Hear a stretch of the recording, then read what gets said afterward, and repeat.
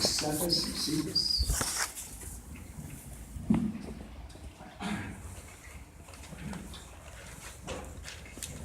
Hello, my name is Lauren Cephus. I'm sorry to present to you. Dear Constitutional Review Commission, recently there was a school slot lottery for a school within a county sharing the border of Duval County. It was highly advertised throughout Duval County, stating that students could submit a request for the school. However, they needed to find transportation to the school should they be accepted. According to the Florida Families and Children Below the Federal Poverty Level, a study done by the Florida Legislation Office of Economic and Demographic Research on the behalf of the Florida Senate Committee of Children, Families, and Seniors, dated February 17, 2016, states 40 of Florida's counties have poverty rate of 16.6%. Most of these are in the heartland and northern part of the state. 20.3% of Florida's families in poverty have 3 or more children. 56.4% of those families are female householders, no husband present.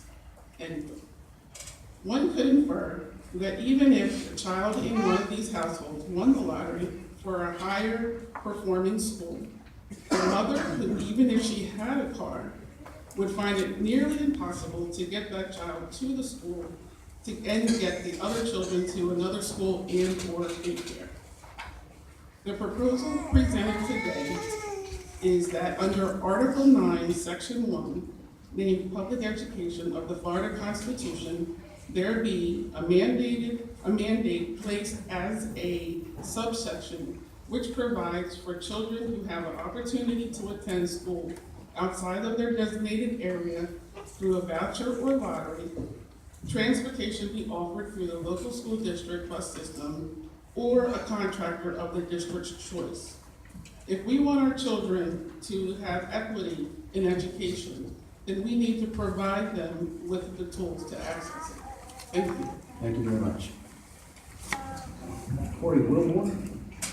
Good morning. My name is Corey. It's one of the only states where we have the opportunity as citizens to interact with the board that is going to make recommendations to the Constitution. So I thank you guys for your commitment to that assignment and for being here in Jacksonville today.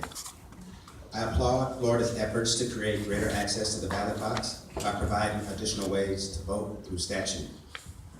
Early voting and vote by mail is offered here in the state of Florida, which some states do not enjoy the option to do so.